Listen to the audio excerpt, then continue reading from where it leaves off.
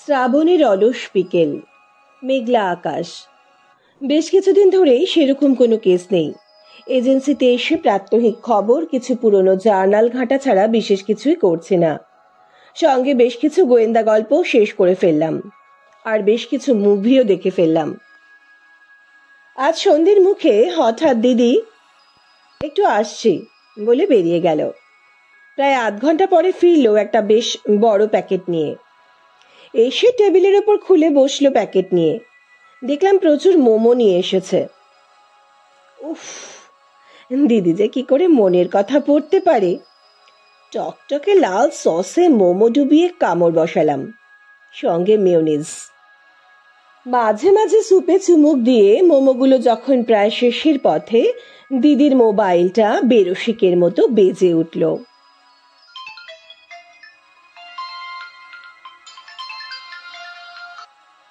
দিদি অলরেডি খাওয়া শেষ করে হাত ধুতে গেছে। মোবাইল স্ক্রিনে নম্বর ফুটে উঠেছে দেখে আমি ফোনটা রিসিভ করলাম। হ্যালো, আমি রিয়া চ্যাটার্জির সঙ্গে কথা বলছি। একজন ভদ্রমহিলার ভীত সন্ত্রস্ত গলাটা ভয়ে কাঁপছে। না, আমি ওনার অ্যাসিস্ট্যান্ট রিনি সেন। ওনাকে একটু ফোনটা দিন না, আমি খুব বিপদে পড়ে ফোন করেছি। হ্যাঁ, কথা বলুন। দিদি ইতিমধ্যে ওয়াশরুম থেকে চলে এসেছে। ফোনটা স্পিকার মোডে দেওয়া হয়নি, তাই হ্যাঁ হুঁ ও আচ্ছা ঠিক আছে ছাড়া বিশেষ কিছু শোনা গেল না। ফোন রাখতে আর কৌতূহল চাপতে পারলাম না। কার ফোন গো দিদি? মিসেস রেনু মালাকার। কে তিনি? আমাদের এক্ষুনি একবার ওনাদের বাড়ি যেতে হবে, চল গেলে বুঝতে পারবি। এখন সন্ধে 7টা। দিদি ইন্দ্রাণীদিকে বলল 8টার মধ্যে আমরা না ফিরলে অফিস বন্ধ করে বাড়ি চলে যেতে। স্কুটিটা নিয়ে প্রথমে দিদির বাড়িতে গিয়ে স্কুটি রেখে একটা ট্যাক্সি নেওয়া হলো গন্তব্যে যাওয়ার জন্য। ট্যাক্সি থেকে যেখানে নামলাম, সামনে একটা বড়সড় গেট। সামনে একজন বছর 30-32-এর ভদ্রলোক দাঁড়িয়ে। পরিষ্কার গায়ের রং, ক্লিন শেভড, পরনে নীল রঙের উর্দি। পোশাক দেখে মনে হলো এ বাড়ির গাড়ির ড্রাইভার। আমাদের দেখে বললেন, ভেতরে আসুন, ম্যাডাম বললেন আপনারা আসবেন, আপনাদের ভেতরে নিয়ে যেতে। গেটের ভেতরে ঢুকে দেখলাম প্রায় প্রাসাদোপম একটা বাড়ি। গেট আর বাড়ির মাঝখানে বেশ কিছুটা ফাঁকা জায়গা, দুপাশে ফুলের কেয়ারি করা। পায়ে পায়ে এগিয়ে গেলাম। 3 ধাপ সিঁড়ি পেরিয়ে বাড়িতে প্রবেশদ্বার দিয়ে ভেতরে গিয়ে ডান দিকে সিঁড়ি, যেটা দোতলায় উঠে গেছে। ওই মধ্যবয়স্ক লোকটি আমাদের সঙ্গে করে দোতলায় একটি ঘরের সামনে নিয়ে এলো। ঘরের দরজা বন্ধ। 2-1 বার টোকা দিতে একজন বছর 34-35-এর ভদ্র মহিলা দরজা খুলে দিলেন। আমরা ভেতরে গেলাম। ভেতরে দারুণ কাঠের উপর কারুকাজ করা ভারী সোফায় আমাদের বসতে দিলেন, আর নিজে বসলেন একটা ডিভানে। পরনে সালোয়ার কামিজ, ধবধবে ফর্সা রং, চুলে বার্গেন্ডি কালার করা, টিকালো নাক, বড় বড় চোখ দুটো টকটকে লাল হয়ে আছে, আর মুখ অস্বাভাবিক ফুলে আছে। হাত জোর করে ভদ্রমহিলা দিদির দিকে তাকিয়ে বললেন, আমি রেনু মালাকার। আপনি নিশ্চয়ই রিয়া চ্যাটার্জি? দিদি প্রতি নমস্কার জানিয়ে আমাকে দেখিয়ে বলল, আমার অ্যাসিস্ট্যান্ট রিনি সেন। তো কিডন্যাপার কি র্যানসাম চেয়ে ফোন করেছিল? আপনি কি করে জানলেন? আমি তো আপনাকে কিছু বলিনি। আপনার অভিব্যক্তি, আপনার চোখ মুখই সব বলে দিচ্ছে। বাড়িতে অন্য কোনো দুর্ঘটনা ঘটলে বাড়ির পরিবেশ অন্যরকম হতো। কে কিডন্যাপ হয়েছে? আমার ছেলে। আপনার হাজব্যান্ড কোথায়? ও ও মানে রণজয় তো অফিসে। অনেকবার কল করেছি, ফোন সুইচ অফ আসছে, বোধহয় মিটিংয়ে আছে। আমি হোয়াটসঅ্যাপে জানিয়ে রেখেছি। বলতে বলতেই দরজায় কেউ নক করলো। মিসেস মালাকার উঠে দরজা খুলে দিলেন। বছর 40-এর একজন সুদর্শন ব্যক্তি ঘরে ঢুকলেন। চোখে মুখে বিভ্রান্তির ছাপ স্পষ্ট।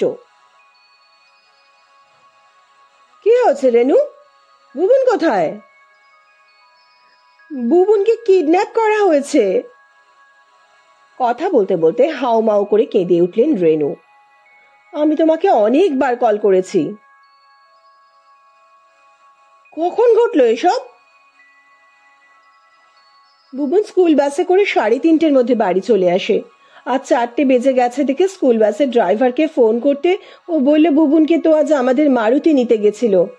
কিন্তু আজ তো আমি বেরোইনি, গাড়ি বাড়িতেই ছিল। শুনে স্কুলে ফোন করলাম।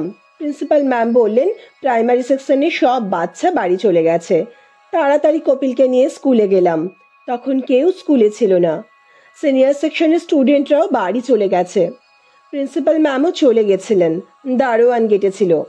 আমি গিয়ে জিজ্ঞেস করতে আমার গাড়িটা দেখিয়ে বলল এই লাল মারুতিটাই তো এসেছিল। গাড়ির ড্রাইভার আই কার্ড দেখিয়ে বাচ্চা নিয়ে গেল। বাচ্চাও তো খুশি খুশি চলে গেল।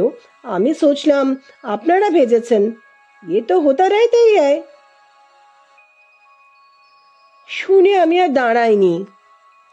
রণজয় আমাদের দিকে ঘুরে বললেন, এনারা কারা? ইনি রিয়া চ্যাটার্জি আর ইনি রিনি সেন।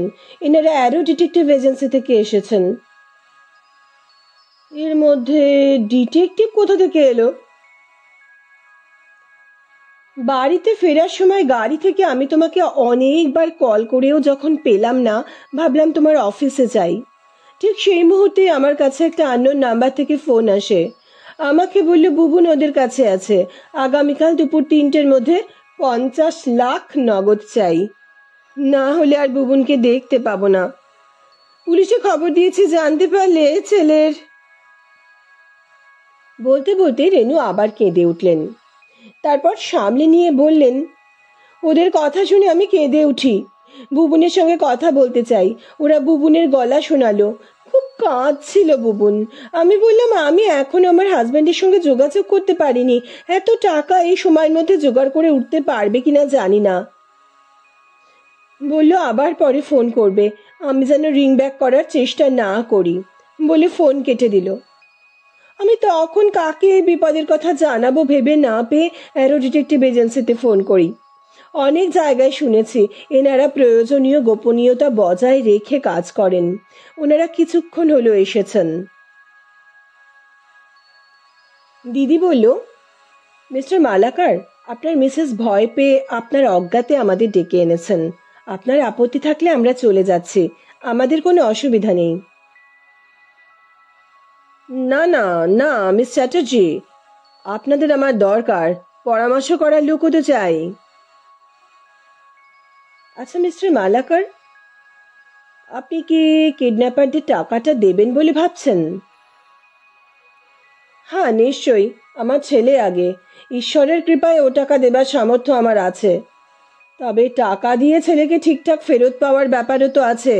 আর সত্যি বলতে কি, ছেলেকে সুস্থভাবে ফেরত পাওয়ার পর জানতে তো চাইবই কে বা কারা এ কাজ করলো, না হলে ভবিষ্যতে তো আবারও এরকম ঘটতে পারে। না না মিস চ্যাটার্জি, আমাদের এসব জানার দরকার নেই। আপনি শুধু দেখুন আমরা যাতে সুস্থভাবে ছেলেকে ফেরত পাই, আমাদের যেন কোনো বিপদ না ঘটে। এ কাজ কে করেছে জানতে গেলে বিপদ হতে পারে। ও তো আমার কথা শোনেনি। আমি প্রথম থেকেই বলেছিলাম ছেলেকে গাড়িতে পাঠাতে, আমার কথা শোনেনি।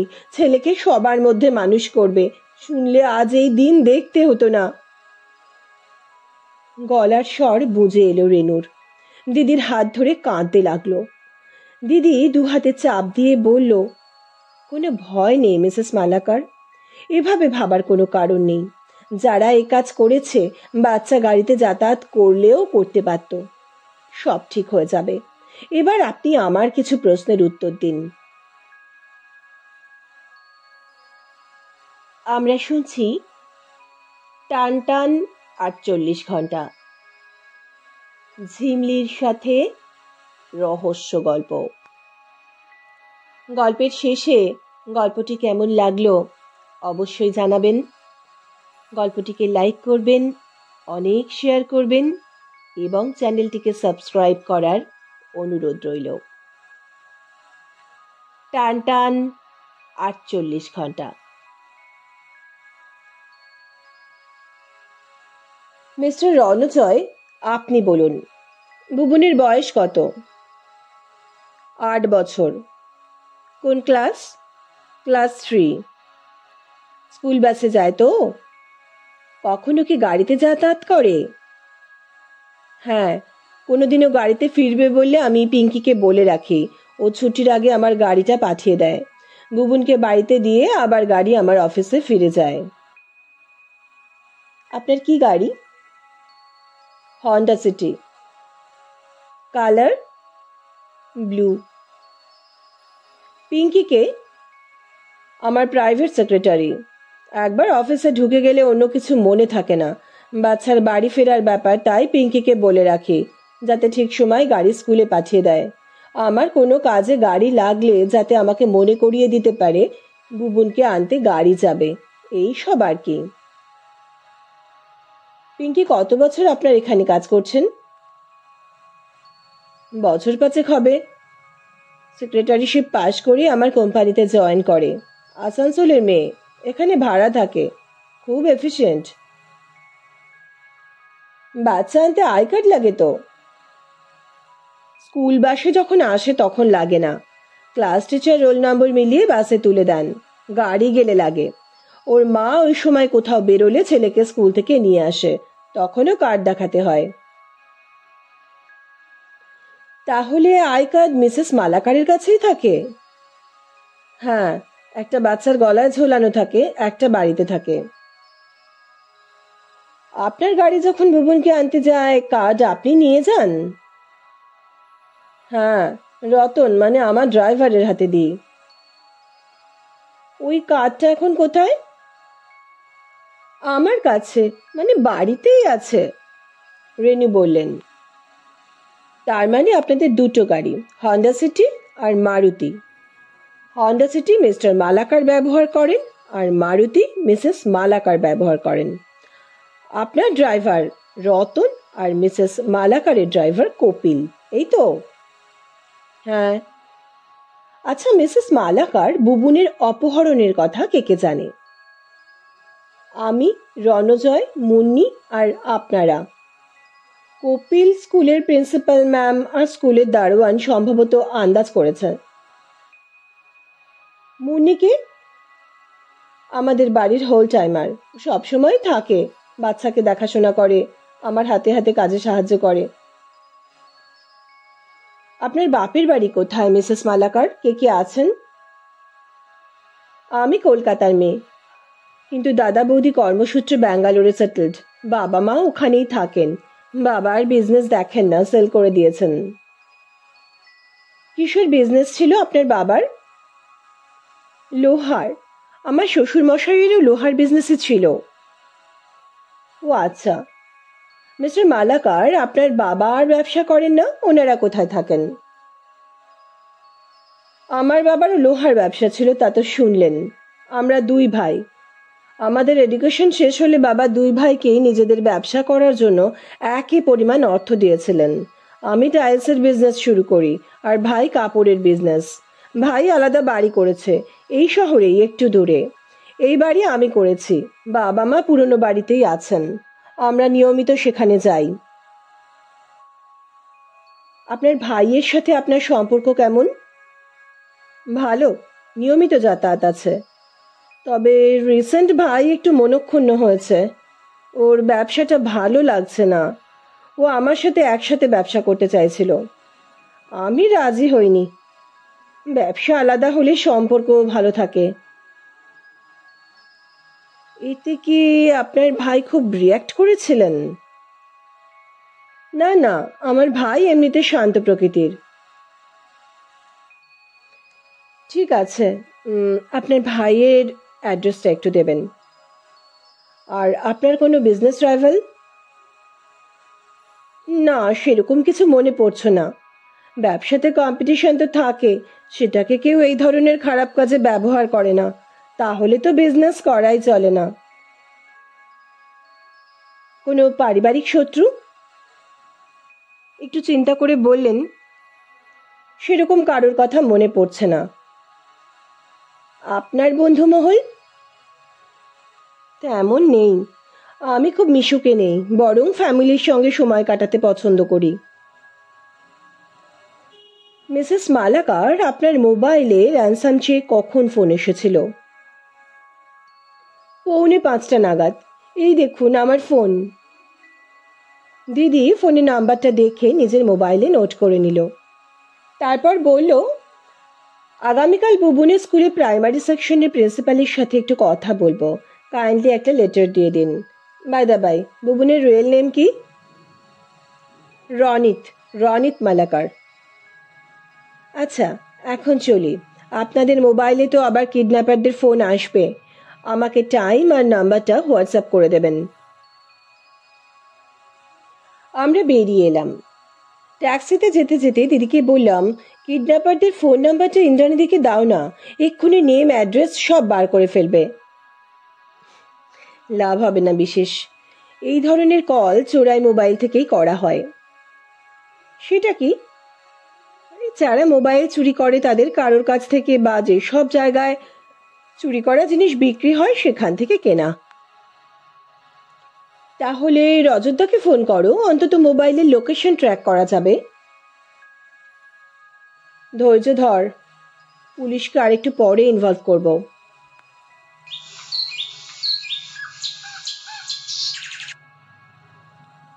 আজ সকাল সকাল মানে 9:30টার মধ্যে অফিসে ঢুকে ইন্দ্রাণীদিকে প্রয়োজনীয় নির্দেশ দিয়ে ট্যাক্সি নিয়ে বেরিয়ে পড়লাম বুবুনের স্কুলের উদ্দেশ্যে। স্কুল শুরু হয়ে গেছে। স্কুল বিল্ডিং বেশ পুরনো, শক্তপোক্ত। স্কুল বিল্ডিং ঘিরে উঁচু পাঁচিল দেওয়া, মাঝখানে শক্তপোক্ত লোহার ফটক বন্ধ। পাঁচিলের গা ঘেঁষে খানিকটা এগিয়ে আর একটা গেট পাওয়া গেল, যেটা লাগানো আছে কিন্তু লক নেই। সেই গেট দিয়ে ভেতরে ঢুকতেই একজন দারোয়ান এগিয়ে এলো। পরিষ্কার বাংলায় বলল, কোথায় যাচ্ছেন? প্রাইমারি সেকশনের প্রিন্সিপাল ম্যাডামের কাছে। কোন ক্লাস? স্টুডেন্টের নাম? রণজয়ের চিঠিটা দেখাতে দারোয়ান আমাদের ওয়েট করতে বলে চিঠিটা নিয়ে স্কুলের ভেতরের দিকে চলে গেল। কয়েক মিনিট পরে এসে বলল, ভেতরে চলে যান।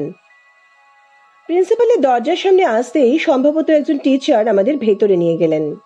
আমাদের প্রিন্সিপালের ঘরে নিয়ে গিয়ে উনি বেরিয়ে গেলেন। ঘরে ঢোকার আগে দেখে নিয়েছে দরজার ওপরে পেতলের ফলকে লেখা কল্পনা চৌধুরী। প্রিন্সিপাল আমাদের বসতে বললেন, তারপর হাসি মুখে বললেন, ইউ আর মোস্ট ওয়েলকাম। চা না কফি? থ্যাঙ্কস, এখন কিছু খাবো না। তা বললে চলে? আপনারা মিস্টার মালাকারের রেফারেন্সে এসেছেন। উনি আমাদের স্কুলে এভরি ইয়ার প্রচুর চ্যারিটি করেন। আপনারা স্কুলের স্পেশাল গেস্ট। তা না হয় হলো, কিন্তু আপনাদের ইনস্টিটিউশনের জন্য একজন এত স্পেশাল পার্সন, অথচ আপনি গতকাল ওনার ছেলের একটা খবর নিলেন না কেন? মিসেস মালাকার আমাকে ফোন করেছিলেন রনিত বাসে ফেরেনি, ওদের ক্লাস টিচার সেই সময় বাড়ি চলে গেছিলেন। আমি দারোয়ানের থেকে খবর নিয়ে জানিয়েছিলাম ওনাদের লাল মারুতিটা এসেছিল, ড্রাইভার আই কার্ড দেখিয়ে নিয়ে গেছে। Any problem? কোনো সমস্যা হয়েছে? ভীষণ রকম সমস্যা হয়েছে। রনিতকে কিডন্যাপ করা হয়েছে। কি? প্রিন্সিপাল ম্যাডামের মুখটা ছাইয়ের মতো সাদা হয়ে গেল। হ্যাঁ, তবে ব্যাপারটা একদম গোপন রাখবেন। 5 কান হলে বাচ্চাটার বিপদ বাড়বে। রনিতের বাড়ি থেকে পুলিশকেও ইনফর্ম করা হয়নি। আপনাদের প্রাইমারি সেকশনের ছুটির পর বাচ্চাদের কি ক্লাস টিচার ছাড়ে? আমি রনিতদের ক্লাস টিচারের সাথে একটু কথা বলতে চাই। কাইন্ডলি একটু ডেকে দেওয়ার ব্যবস্থা করবেন। আর ওনার সামনে এই কিডন্যাপের ব্যাপারে কিছু আলোচনা করবেন না। প্রিন্সিপাল বেল দিতে একজন বেয়ারা ঘরে এলো। তাকে বললেন, অনিতা ম্যাডামকে ডেকে দাও। এখন এই ঘরে অন্য কাউকে অ্যালাউ করবে না। মিনিট 2-এর মধ্যেই ঘরে এলেন রোগা লম্বা সালোয়ার কামিজ পরা বছর 30-এর একজন ভদ্রমহিলা। কল্পনা গম্ভীর গলায় বললেন, Anita, meet this lady and carefully answer her questions. দিদি জিজ্ঞেস করলো, আপনি ক্লাস 3A সেকশনের ক্লাস টিচার? হ্যাঁ। বাচ্চাদের স্কুল বাসে আপনি তোলেন? আমি বাচ্চাদের ক্লাস থেকে নিয়ে গেটের কাছে লাইন করে দাঁড় করাই, আর দারোয়ান ওদের গেটের বাইরে বের করে স্কুল বাসে তোলে। যাদের বাড়ির লোক আসে তাদের আই কার্ড দেখালে বাচ্চা তার হাতে দেওয়া হয়। সব বাচ্চা চলে যাওয়া পর্যন্ত তাহলে আপনাকে অপেক্ষা করতে হয়? হ্যাঁ, আমি করি। যে বাচ্চা সাধারণত স্কুল বাসে যায়, যদি তার বাড়ির লোক কোনোদিন নিতে আসে, সেক্ষেত্রে কি নিয়ম? সেক্ষেত্রেও আই কার্ড দেখাতে হয় আর বাস ড্রাইভারকে ইনফর্ম করতে হয়। কে করে, আপনারা না বাচ্চার বাড়ির লোক? দু তরফেই। আমরাও জানাই, গার্জিয়ানদেরও জানানো আছে কোনোদিন স্কুলে বাসের বাচ্চা নিজে নিয়ে গেলে নির্দিষ্ট বাস ড্রাইভারকে ইনফর্ম করার জন্য। গতকাল স্কুল বাসের একটা বাচ্চাকে অন্য কোনো গাড়ির ড্রাইভারের সাথে ছাড়া হয়েছে। সেটা তাদের বাড়ির গাড়ি ছিল না। তা কি করে হয়? প্রত্যেক বাচ্চাকে আই কার্ড দেখে ছাড়া হয়েছে। তাছাড়া ক্লাস 3-র বাচ্চা অচেনা লোক দেখলে যাবে না। এ বিষয়ে ক্লাসেও প্রতিদিন ওদের শেখানো হয়, বোঝানো হয়। গতকাল স্কুল বাসের সব বাচ্চা তো বাসেই গিয়েছিল। ও, মনে পড়েছে, কেবল রনিতের বাড়ি থেকে গাড়ি এসেছিল, ওদের লাল মারুতিটা। আপনি ঠিক দেখেছেন, ওটা রনিতদের মারুতিই ছিল। হ্যাঁ, ওর মা তো মাঝে মাঝে ওই মারুতি করেই নিতে আসে। শহরে এরকম লাল মারুতি অনেক আছে। গাড়ির নাম্বার কি একই ছিল? সেটা তো বলতে পারবো না। কোনো স্টুডেন্টের বাড়ির গাড়ির নাম্বার আমার মুখস্থ নেই। আচ্ছা, কালকেও ওর মাই কি নিতে এসেছিল? কালকে গাড়ি থেকে ড্রাইভার এসে নিয়ে গেল। রনি তো বেশ আনন্দের সঙ্গে লাফাতে লাফাতে তার সাথে চলে গেল। কোথাও কোনো সমস্যা তো মনে হয়নি। ড্রাইভারের কি ড্রেস পরা ছিল? না, তা ছিল না। রনিতের মা তো গাড়িতে থাকে না, আমি ভাবলাম কোনো কারণে ড্রাইভার এসেছে রনিতকে নিতে। রনিত যার সঙ্গে গেল তাকে দেখতে কেমন ছিল? অত গুরুত্ব দিয়ে দেখিনি, আরো অনেক বাচ্চা থাকে তো। তবে রনিত খুব খুশি হয়ে হ্যাপি হ্যাপি বলে চেঁচাতে চেঁচাতে চলে গেল। তাই আমার মনে খারাপ কিছু আসেনি। দু একটা ব্যক্তিগত প্রশ্ন। আপনার বাড়িতে কে কে আছেন? আমার হাজব্যান্ড আর আমার ছেলে। হাজব্যান্ড কি করেন? অনিতার মুখ বিষণ্ণ হলো। প্রাইভেট সেক্টরে সার্ভিস করতো, রোড অ্যাক্সিডেন্টে পা দুটো গেছে। এখন বাড়িতে বিছানায় শয্যাশায়ী। ওহ, আই এম সরি অনিতা, না জেনে ব্যথার জায়গায় হাত দিলাম। হঠাৎ কল্পনা ম্যাডাম জিজ্ঞেস করলেন, বাই দা বাই, অনিতা, তোমার ছেলে কেমন আছে? ওষুধ চলছে, অপারেশন করতে হবে। কি হয়েছে আপনার বাচ্চার? দিদি জানতে চাইল। জন্মগত হার্টে ছিদ্র, অপারেশন করতে হবে। Don't worry, god is always with us. আরেকটা কথা, ক্লাসের অনিতের বেস্ট ফ্রেন্ড কে? অঙ্কুশ। ওকে একটু পাঠিয়ে দিন প্লিজ। অঙ্কুশ তো কদিন আসছে না, ওরা বেড়াতে গেছে, লেটার দিয়ে গেছে, 10 দিনের ছুটি নিয়েছে। একটু ম্রিয়মান গলায় বলল, গতকাল রনিত কি কোনো প্রবলেমে পড়েছে? আপনি এখন আসুন অনিতা, কারোর সাথে এই বিষয়ে কোনো আলোচনা করবেন না, বিষয়টা খুব সেন্সিটিভ। দিদির গলায় কাঠিন্য। ঘাড় নেড়ে সম্মতি জানিয়ে অনিতা চলে গেল। দিদি কিছুক্ষণ চুপ করে বসে থেকে আমাকে ইশারা করে নিজেও চেয়ার ছেড়ে উঠে দাঁড়ালো এবং প্রিন্সিপালের ঘর থেকে অন্যমনস্কভাবে বেরিয়ে হাঁটতে হাঁটতে স্কুল থেকে বেরিয়ে এলো। কিছু দূর এগিয়ে দিদিকে বললাম, দিদি তুমি স্কুলের দারোয়ানকে তো কিছু জিজ্ঞেস করলে না? ওই তো বাচ্চা ছেড়েছিল, ও কিছু জানতে পারে। এখন দরকার নেই, পরে বুঝলে জিজ্ঞেস করব। কেন এখন দরকার নেই? কেন? প্রথমত, দারোয়ান নির্দোষ হলে গাড়ির ব্যাপারে বা রনিতকে যে নিয়ে গেছে তার ব্যাপারে কিছু জানাতে পারবে না। সব স্টুডেন্টের বাড়ির গাড়ির নাম্বার মুখস্থ রাখা সম্ভব নয়। ওই জন্যই রনিতের বেস্ট ফ্রেন্ড অঙ্কুশকে খুঁজছিলাম। ও ওর ফ্রেন্ডের গাড়ির নাম্বার জানতে পারে, অন্য নাম্বারের গাড়ি কিনা খেয়াল করতে পারে। এই বয়সে বাচ্চাদের মেমরি খুব শার্প হয়। আর যদি দারোয়ান জড়িত থাকে তাহলে ওরা সতর্ক হয়ে যাবে। অনিতা মিসের কাঁধেও প্রচুর দায়িত্ব। হাজব্যান্ড বিছানায়, বাচ্চার অপারেশন করতে হবে, অনেক টাকার দরকার। তাই ওনার দিক থেকেও একটা সম্ভাবনা থেকে যায়। আমাদের ভেবে চিনতে পা ফেলতে হবে। সময়ও খুব কম। মনে রাখতে হবে বাচ্চা ওদের কাছে। আমাদের সাবধানে থাকতে হবে। তাহলে আই কার্ড? একটা নকল আই কার্ড বানানো কি খুব শক্ত? আসলটা যখন রনিতের মায়ের কাছে, ওটা নিশ্চয়ই নকল ছিল। এসে দাঁড়ালাম একটা রেস্টুরেন্টের সামনে। কোনো রকমে দুপুরের খাওয়াটা সেরে দিদি ট্যাক্সি নিয়ে ছুটল রণজয় মালাকারের অফিসের দিকে।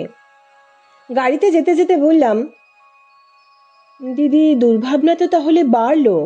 আমার তো মনে হচ্ছিল অনিতা আর দারোয়ান এই কেসে যুক্ত, কারণ নকল আই কার্ড দেখেও ওরা বাছা ছেড়ে দিয়েছে। বাছা ছাড়ার দায়িত্ব ওদের ওপরেই ছিল। নাটের গুরুও চেনা পরিচিত কেউ হবে, না হলে বুবুন আনন্দের সঙ্গে তার সঙ্গে যেত না। নাটের গুরু কে হতে পারে সেটা আন্দাজ করতে পারছিস? আরে সেটা বুঝতে পারলে তো বাচ্চাটাকে এক্ষুনি উদ্ধার করা যেত। তুমি কিছু বুঝতে পারছো দিদি? একটা আলোর রেখা দেখতে পাচ্ছি, যদি না সেটা গিয়ে আবার অন্ধকারে মেশে। তবে মনে হচ্ছে আমার মন সঠিক দিশাই দেখাচ্ছে। কোন দিকে দিশা দিদি? তুই প্রথম থেকেই আমার সাথে আছিস। তুই ভাবার, বোঝার চেষ্টা কর। এতক্ষণের কথাবার্তার কোনটা তোর অসঙ্গতিপূর্ণ লেগেছে? আমি বলে দিলে তোর মগজের ধার বাড়বে না। দিদি ফোন খুলে হোয়াটসঅ্যাপ করতে লাগলো।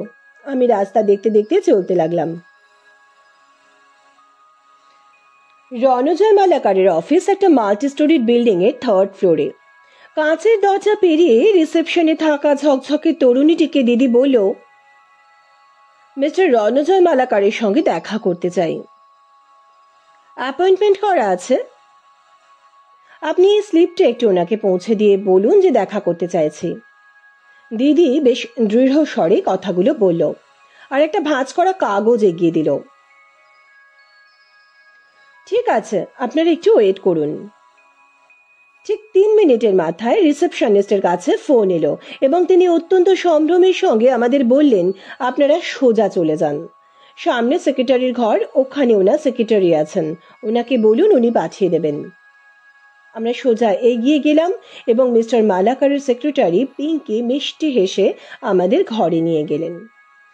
বছর 26-27 একজন সুশ্রী সপ্রতিভ মেয়ে পিঙ্কি। আমাদের মিস্টার মালাকারের ঘরে বসিয়ে উনি বেরিয়ে গেলেন। রণজয় মালাকারের অফিস ঘরটি পরিচ্ছন্ন ও ছিমছাম। ভদ্রলোক এই মানসিক অবস্থাতেও নিজেকে স্বাভাবিক রাখার যৎপরোনাস্তে চেষ্টা করে যাচ্ছেন। আপনার হোয়াটসঅ্যাপ মেসেজগুলো আমি পেয়েছি। দেখলাম আরো 4 বার ওই একই নাম্বার থেকে আপনাদের কল করা হয়েছে। কি কথা হলো? রাত 8টাতে কল করে 50 লাখ ক্যাশ দিতে বলল, পরের দিন দুপুর 3টেতে। আমি জানাই ওই সময়ের মধ্যে টাকা জোগাড় করা সম্ভব নয়, আর একটু সময় লাগবে। ফোন কেটে দিল। পরের কল রাত 12টাতে, সময় বাড়িয়ে আগামীকাল দুপুর 3টে করেছে। পুলিশে খবর দিতে বারণ করেছে। আজ সকালে রেনুকে ফোন করে বলেছে, পুলিশ গোয়েন্দা করতে বারণ করেছিলাম তো, পরিণাম ভালো হবে না। রেনু তো কেঁদেই আকুল। কোনো মতে সামলাচ্ছি। মিস্টার মালাকার বললেন, লোকেশন এখনো তো জানাইনি, সেটা জানাতে আবার ফোন করবে। আপনি আমাকে হোয়াটসঅ্যাপ করবেন কিন্তু। আপনার টাকার জোগাড় হয়ে গেছে? আজ রাতের মধ্যেই হয়ে যাবে। আপনাদের মারুতির ড্রাইভার কপিলের সঙ্গে একটু কথা বলতে চাই। আপনার বাড়ি এখন যাব না, আপনি কপিলকে গাড়ি নিয়ে চলে আসতে বলুন। এখান থেকে বেশ কিছুটা এগিয়ে দাঁড়াতে বলুন, আমরা গাড়িতে উঠে কথা বলে নেব। ঠিক আছে ম্যাডাম, ব্যবস্থা করে দিচ্ছি। রণজয় মালাকারের অফিস থেকে বেরিয়ে ফুটপাথ ধরে হাঁটতে হাঁটতে যাচ্ছি, সেই সময় ওনাদের মারুতিটা আমাদের ক্রস করে সামনে গিয়ে ফুটপাথ ঘেঁষে দাঁড়ালো। আমরা এগিয়ে গাড়িতে উঠে পড়লাম। গাড়ি চলতে শুরু করলো। দিদি বলল, গাড়িটা একটা জায়গায় পার্ক করুন, কথা আছে। গাড়িটা একটা নির্দিষ্ট জায়গায় পার্ক করার পর দিদি বলল, কপিল, কিছু জানার আছে। সরাসরি প্রশ্নে আসি। আপনি যখন বুবুনকে স্কুল থেকে আনতে যান সবসময় রেনু ম্যাডাম সঙ্গে থাকেন? হ্যাঁ, ম্যাডাম যেদিন বাইরে বেরোন সেই দিন ওই সময় বা তার কাছাকাছি সময় ফিরলে বুবুনকে একেবারে নিয়ে চলে আসেন। আবার কোনোদিন বুবুন বায়না করলেও নিতে যান, সেদিনও আমি যাই। বুবুন বায়না করলে আপনার স্যারের গাড়ি ওকে আনতে যায় না? হ্যাঁ, তাও যায়। যেদিন বুবুন বলে আমি আকাশে ভেসে ভেসে স্কুল থেকে ফিরবো, সেদিন ওই নীল রঙের হন্ডা সিটি যায়। বাহ, বুবুন তো খুব সুন্দর কথা বলে। তাহলে আপনি কখনো একা বুবুনকে নিতে যাননি, তাই তো? একদিনই গেছিলাম, সেদিন ম্যাডামের নিমন্ত্রণ ছিল, বুবুনেরও যাওয়ার কথা। ম্যাডাম রেডি হচ্ছিলেন, আমাকে আই কার্ড দিয়ে বলেছিলেন বুবুনকে স্কুল থেকে তাড়াতাড়ি নিয়ে আসতে। সেদিন গেছিলাম, ফিরে এসে খুব বকাও খেয়েছিলাম। কেন বকা খেলেন কেন? সেই দেরি হয়ে গিয়েছিল। স্যারের অফিসে প্রণব বলে একজন ছিলেন, ওই পিঙ্কি ম্যামের রিলেটিভ। স্যার কোনো দরকারে ওনাকে বাড়িতে পাঠিয়েছিলেন। ফেরার সময় আমাকে গাড়ি বার করতে দেখে বলল ওনাকে তুলে নিতে। আমি রাজি হয়ে গেছিলাম। বুবুনকে স্কুল থেকে নিয়ে ওনাকে স্যারের অফিসে নামাতে বেশি সময় লাগবে না। কিন্তু বুবুনকে স্কুল থেকে নিয়ে উনি মাঝ রাস্তায় একটা শপিং মলে নামলেন। বুবুনকে চকলেট, খেলার গাড়ি কিনে দিলেন। দেরি হয়ে গেল, তাই ম্যাডাম বকেছিলেন। ও, তাই বুঝি আপনাকে আর একা কখনো পাঠাননি? হতে পারে। কপিল, গতকাল আপনি 3টের সময় কোথায় ছিলেন? ম্যাডাম কি আমাকে সন্দেহ করছেন নাকি? আমি এখানে 5 বছর আছি। বুবুনকে আমি খুব ভালোবাসি। খুব সুন্দর কথা বলে, খুব চটপটে। স্যারেরা না বললেও বুঝতে পারছি ওকে পাওয়া যাচ্ছে না। আমার ভেতরে যে কি হচ্ছে আমি বোঝাতে পারবো না। ওর স্কুলের রিপোর্ট অনুযায়ী ওকে যে নিতে গেছিল তাকে দেখেও খুব আনন্দ পেয়েছিল। আনন্দে হ্যাপি হ্যাপি বলে ছুটছিল। আমার আপনার কথাই মনে পড়ছে। আপনার সঙ্গে ওর রিলেশন ভালো। আমার কথাই মনে পড়লো ম্যাডাম। রতনও তো আছে, ও তো একা নিতে যায় বুবুনকে। ওকে জিজ্ঞাসা করেছেন? না, আপনার স্যারের থেকে জেনেছি গতকাল ওই সময় রতন আপনাদের স্যারের গাড়ি চালাচ্ছিল। রতন যদি অন্য কাউকে পাঠিয়েও থাকে তাকে তো বুবুনের চেনার কথা নয়। ম্যাডাম, আপনার কথায় কি যেন একটা অসঙ্গতি আছে, ধরতে পারছি না, অস্বস্তি হচ্ছে। চেষ্টা করুন। আর এই নিন আমার মোবাইল নাম্বার, অসঙ্গতি ধরতে পারলে ফোন করবেন। সেটা যত তাড়াতাড়ি হয় ততই ভালো। আর আমি জানি আপনি খুব তাড়াতাড়ি ফোন করবেন। আমরা গাড়ি থেকে নেমে ট্যাক্সি ধরে অফিসে একবার বুড়ি ছোঁয়া করে বাড়ি ফিরে এলাম। রাত্রিবেলা দিদির ফোন। কিডন্যাপাররা ফোন করে লোকেশন জানিয়েছে, সময় আরো এগিয়ে এনেছে। দুপুর 3টের জায়গায় ভোর 4টে।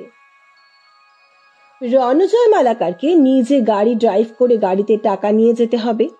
ওরা টাকা নিয়ে বুবুনকে ফেরত দেবে। পুলিশ বা অন্য কোনো চালাকি করলে ছেলের প্রাণ সংশয় হবে। দিদি, আমরা যাব না? নিশ্চয়ই যাব। কিসে যাব? আমার পাড়ার তপনদার গাড়ি বলে দিয়েছি, রাত 3:15 আসবে। তুই রেডি থাকিস, আমাদের রণজয়ের আগে পৌঁছাতে হবে। এতটা আগে যাবে? যদি কিডন্যাপার আগে এসে আমাদের দেখে ফেলে, বুবুনের কোনো ক্ষতি করে? তাই কখনো আসে? তাড়াতাড়ি এসে দাঁড়িয়ে থাকলে ওরা যে কোনো সময় ধরা পড়তে পারে, সে বোধ ওদের আছে। পরের দিন রাত 3টের পর দিদির ভাড়া করা গাড়ি আমাদের নিয়ে নির্দিষ্ট জায়গায় পৌঁছলে দিদি গাড়িটাকে আড়ালে দাঁড় করাতে বলল। এই শেষ রাতে রাস্তার আলোগুলোই ভরসা। প্রায় আধ ঘন্টা অপেক্ষা করার পর দেখলাম রণজয়ের নীল হন্ডা সিটিটা এসে দাঁড়ালো। রণজয় বেরিয়ে এসে দাঁড়াতেই কোথা থেকে একটা লাল মারুতি এসে ঠিক হন্ডা সিটির পেছনে দাঁড়ালো। একজন মারুতি থেকে বেরিয়ে রণজয়কে ইশারা করলো। রণজয় গাড়ি থেকে টাকার ব্যাগটা বার করে ওই ব্যক্তির হাতে দিতেই পেছন থেকে একটা বাইক এসে ওদের সামনে দাঁড়ালো, আর টাকার ব্যাগ হাতে ওই ব্যক্তি দ্রুত বাইকে উঠে স্পিডে চলে গেল। রণজয় যেন ভ্যাবা চাকা খেয়ে গেলেন। দিদির নির্দেশে আমাদের গাড়িটা তাড়াতাড়ি আড়াল থেকে বেরিয়ে হন্ডা সিটির পাশে চলে এলো। আমরা নেমে তাড়াতাড়ি ওই লাল মারুতির দিকে ছুটলাম। সম্বিত পেয়ে রণজয়ও ছুটে এলেন। মারুতির দরজা টেনে খুলতেই পেছনের সিটে অচেতন বুবুনকে শুয়ে থাকতে দেখা গেল। রণজয় আর নিজেকে ধরে রাখতে পারলেন না। শিশুর মতো হাউ হাউ করে কেঁদে উঠলেন। বিগত দুদিন স্ত্রীকে সান্ত্বনা দিয়ে নিজেকে স্বাভাবিক রাখার নিখুঁত অভিনয় করে গেছেন। এবার তার ভিতর থেকে সন্তানের পিতা জেগে উঠল। বুবুন তখনও অচেতন। তিনি তাকে জাগানোর আপ্রাণ চেষ্টা করছেন। বুবুন, বুবুন, বুবুন, বুবুন। ওকে কড়া ডোজের ঘুমের ওষুধ দেওয়া হয়েছে বলে মনে হচ্ছে। আপনি ওকে বাড়ি নিয়ে যান মিস্টার মালাকার। ওর মাও চিন্তা করছে, সকালে ফ্যামিলি ফিজিশিয়ানকে দেখিয়ে নেবেন। কিন্তু মিস চ্যাটার্জি, অপরাধীরা তো ধরা পড়লো না। ওরা তো ভবিষ্যতে এরকম করতে পারে। কে বলেছে? আমরাও যাচ্ছি আপনার সঙ্গে। আপনি বুবুনকে ওর মায়ের কাছে দিয়ে আমাদের সঙ্গে আসুন। পূব আকাশে তখন সূর্যদেব উদিত হচ্ছেন।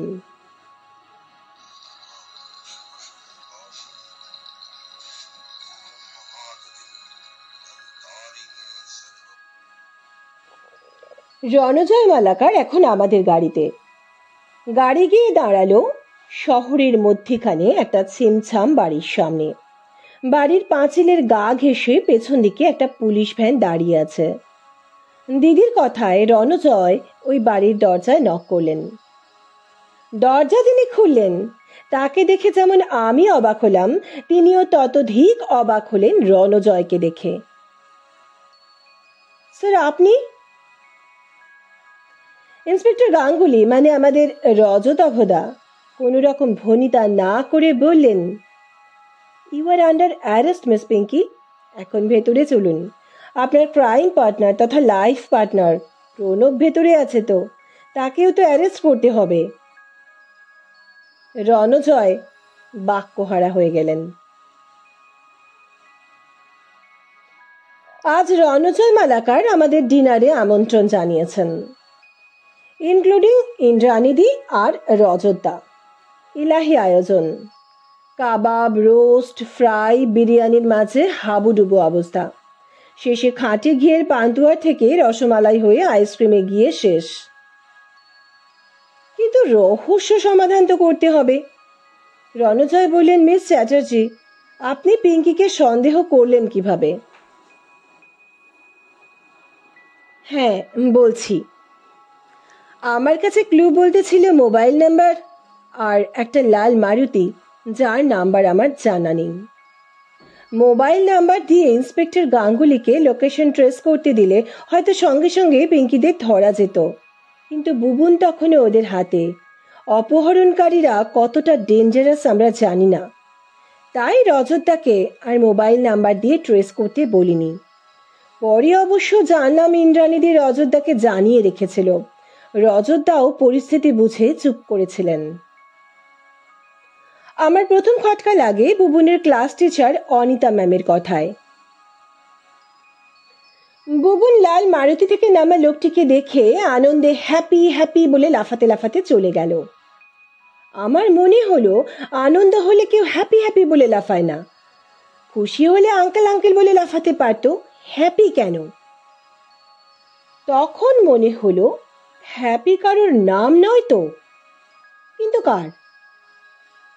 বুবুন তার আঙ্কেলের বয়সী কাউকে নাম ধরে ডাকবেই বা কেন? আমি মিস্টার অ্যান্ড মিসেস মালাকার দুজনকেই হোয়াটসঅ্যাপে জিজ্ঞেস করি ওনারা হ্যাপি বলে কাউকে চেনেন কিনা। ওনারা জানান চেনেন না। আমি খুঁজতে থাকি। কপিলের সঙ্গে কথা বলতে গেলে ও বলে আমার কোনো কথাই ওর খটকা লাগছে, কিন্তু সেটা কি ও খেয়াল করতে পারছে না। আমি আমার ফোন নাম্বার দিয়ে এসেছিলাম। আমার কপাল ভালো, আমি বাড়ি ফেরার কিছুক্ষণ পর কপিল ফোন করে বলে যেদিন ও একা বুবুনকে আনতে গেছিল সেদিন প্রণব ওর সঙ্গে যায়। প্রণবের সঙ্গে বুবুনের খুব ভাব। প্রণব মাঝে মাঝে আসতো আপনাদের বাড়িতে। প্রণবই শিখিয়েছিল ওকে হ্যাপি বলতে। ওর ডাকনাম হ্যাপি। ওর সাথে ক্লোজ রিলেশন গড়ে তুলতে চেয়েছিল, তাই ওর সাথে ফ্রেন্ডশিপ বাড়িয়েছিল। কপিল বলে প্রণব পিঙ্কির রিলেটিভ। আমি জিজ্ঞেস করতে ও বলল এখন আর প্রণব এই অফিসে কাজ করে না, ও সম্ভবত অ্যাকাউন্ট সেকশনে কাজ করত। টাকা পয়সার গন্ডগোল করার জন্য ওকে আর রাখা হয়নি, অফিস থেকে বরখাস্ত করা হয়েছে। অফিস থেকে বরখাস্ত হবার পর পিঙ্কি আর প্রণব প্ল্যান করে। ওরা রিলেটিভ নয়, ওরা রিলেশনে আছে। বুবুনকে কিডন্যাপ করে মোটা টাকা হাতিয়ে প্রণব বিজনেস শুরু করবে, এটাই ছিল ওদের প্ল্যান। তারপর বিয়ে করবে। আই কার্ড নকল করেছিল ওরা। অরিজিনাল কার্ড মিস্টার মালাকার কখনো কখনো রতনকে দিতে ভুলে গেলে পিঙ্কিকে দিয়ে রাখতেন। ওই লাল মারুতিটা 4 দিনের জন্য ওরা ভাড়া করেছিল, আর কাছেই একটা গ্যারেজ ঘর ভাড়া করেছিল গাড়িটা কদিন রাখবে বলে। ওদিকে কাজ শেষ করে গাড়িটা ওখানেই ফেলে পালিয়ে দুজনে বাইকে করে চলে আসে পিঙ্কিদের বাড়িতে। কারণ গাড়িটা ওরা যখন ভাড়া করেছিল তখন ওই চোরাই মোবাইলের নাম্বার এবং নিজেদের ফেক আইডেন্টিটি কার্ড দেখিয়ে গাড়িটা ভাড়া করেছিল। সেই জন্য ভেবেছিল ওরা আর ধরা পড়বে না। বুবুনকেও ওরা পিঙ্কির বাড়িতেই রেখেছিল। বাড়ির মালিক বাড়িটা ভাড়া দিয়ে চাকরি সূত্রে বাইরে থাকে। ভাড়ার টাকা জমা পড়ে ব্যাংক অ্যাকাউন্টে। পিঙ্কি এখানে একা থাকে, কোনো অসুবিধা নেই। ওরা ভেবেছিল যে ওরা ধরা পড়বে না। টাকাটা নিয়ে পিঙ্কি যেরকম চাকরি করছে চাকরি করতে থাকবে এবং প্রণব ওই টাকায় বিজনেস করবে। দিদি তার কথা শেষ করলো, আর সকলে নিঃশ্বাস বন্ধ করে এক দৃষ্টে দিদির দিকে তাকিয়েছিল। এবার দিদি উঠে দাঁড়ালো, ব্যাগ থেকে একটা বড় চকলেট বার করে বুবুনের হাতে দিয়ে বলল এবার আমরা আসি। বুবুনের গাল টিপে আদর করে বলল বাবু তুমি সাবধানে থেকো। বিদায় নেওয়ার সময় রণজয় মালাকার দিদির হাতে একটা খাম ধরিয়ে দিলেন। মনে হচ্ছে পুজোয় একটা বড় ট্যুর পাকা। বন্ধুরা, আজকের গল্প এখানেই শেষ হলো। সুস্থ থাকবেন, ভালো থাকবেন। নমস্কার।